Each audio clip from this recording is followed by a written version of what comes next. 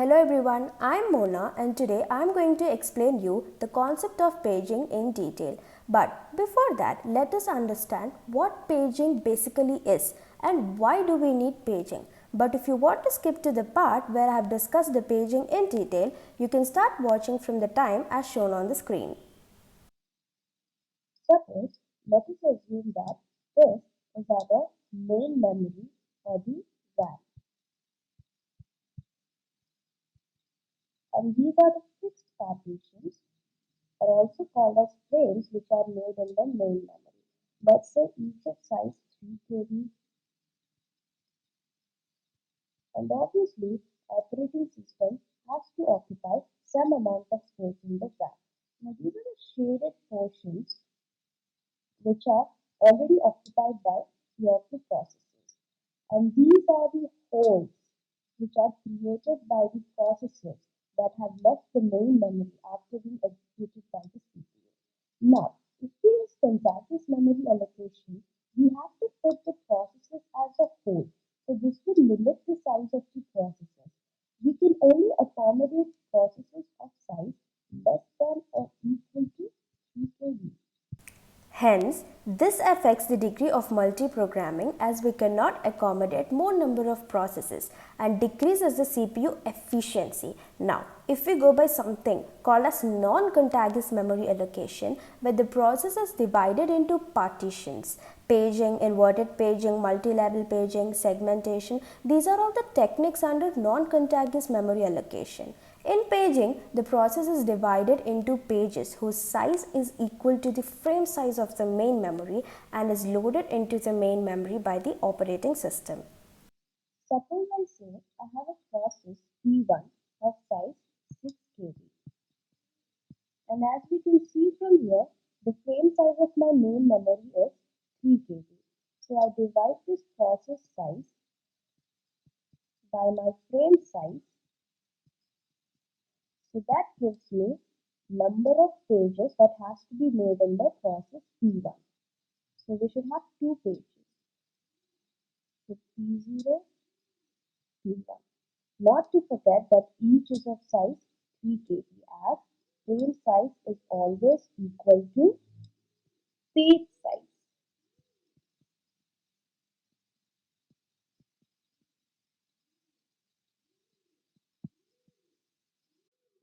Now, these particular pages P0 and P1 are loaded by the OS into the frames of the main memory. Not to forget that this process is divided into pages accordingly in the secondary memory itself, so as to save time before they arrive the main memory.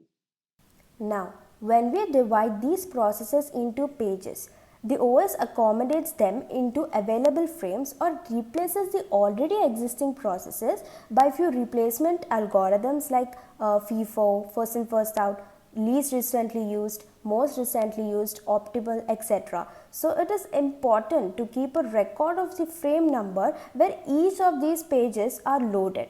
Hence, we maintain something called as page table, which stores this frame number along with some other bits or page table entries such as valid or invalid bits, protection, reference, cache bits, etc. Now, every process has its own page table entry which is also stored in the main memory itself. Now, coming back to a previous example, let us consider that the page number 0 has been accommodated into frame number 1, and page number 1 has been accommodated into frame number 3 of my process P1 after paging. Now, this is the page table of my process P1. Now, it has the entries of both the pages, page 0 and P1, entries such as frame numbers, like my P0 is stored in frame number 1, P1 is stored in frame number 3, and other bits as I have discussed earlier. Now let us discuss how paging happens in detail.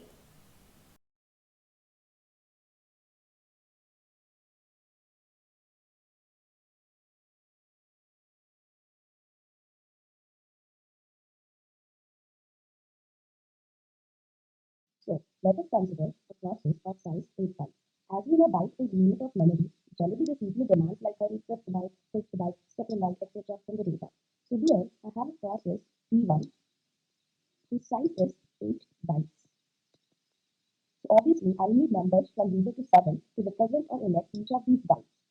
0, 1, 2, 3, 4, 5, 6, 7. Now, 8 can be written as 3 cube. Now, I need 3 bits to represent the process P1 because 8 is 2 cube. 3 bits to represent process P1. Now, let us draw our main memory. We consider this as our main memory, which is also divided into 7 frames.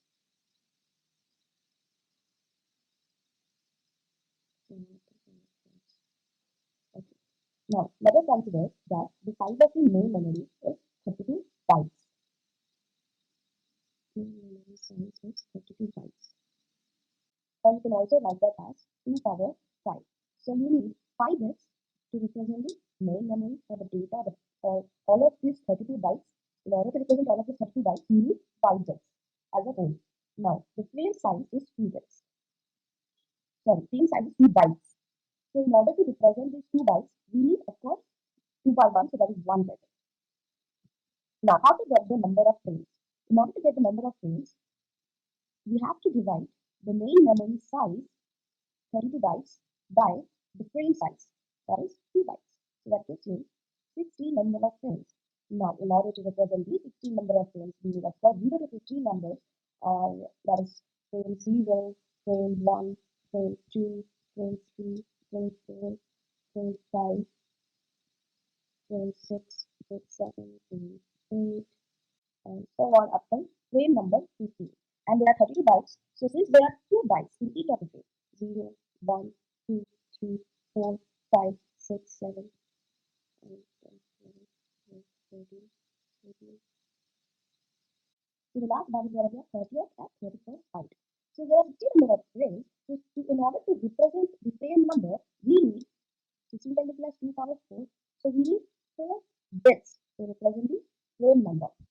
Now, assume that in these frames, few of the frames are already occupied by some of the processes. Now, coming to the process P1, as we know, frame size is equal to frame size.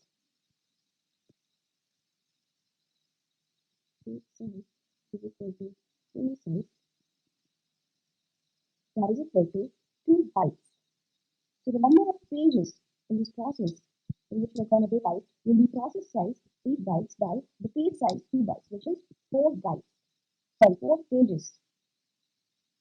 So to represent these 4 pages, we need 0 to 3 indexes. So this is the pages. So there are 2 bytes in each page. So it's going to be page number 0, page number 1, page number 2, page number 3. So these are our 4 pages. And hence, we need 2 bits to represent the particular page number. Now, while paging, out of these pages, few of the pages are sent to while. So while paging, since now we have divided the process as per the frame size and we have divided the process into certain number of pages, now while executing, these particular pages are sent to the main memory. Now these particular pages are accommodated randomly into the main memory by using some paging algorithms. So let us assume that page number 0 has gone to frame number 1, and page number 1 has gone to frame number 2, and page number 2 has gone to frame number 4, and page number 3 has gone to frame number 8. Now, let us consider that this is our CPU.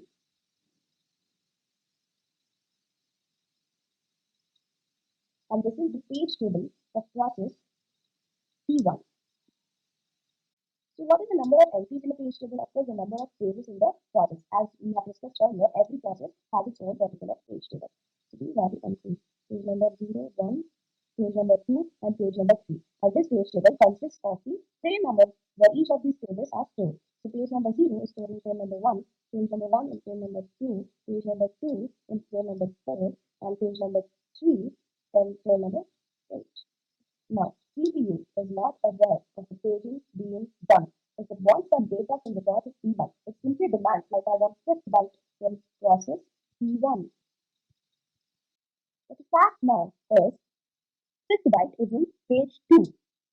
Fifth byte is in page 2, which is stored in main memory in frame 4 in the ninth byte.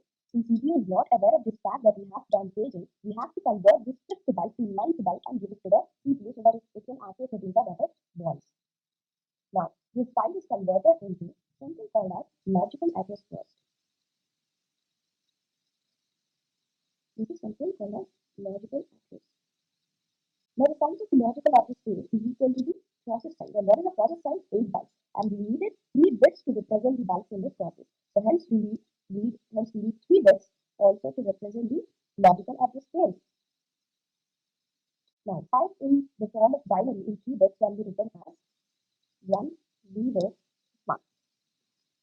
Now, in this logical address, there are two parts. Right part is the page offset and left part, this is the page offset, and left part is the page number. As we know that there are four number of pages. So we need 2 bits to represent the page number. So leftmost two significant bits are going to represent the page number. 2 bits for page number, and for page offset, the remaining 1 bit. Of course, since in each page there are 2 bytes, so we need only one number of bits to represent these 2 bytes.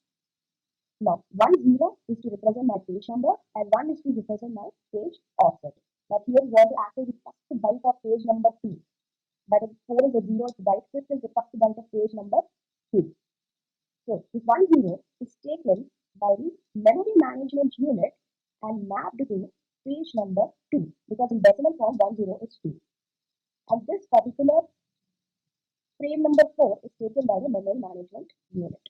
Now, there is something called as physical address. This is the physical address. And the size of this physical address is equal to this one, main memory size. And so our main memory size is 32 bytes. We need 5 bits to represent the main memory. So we need in physical address. Now, there are two parts in physical address again.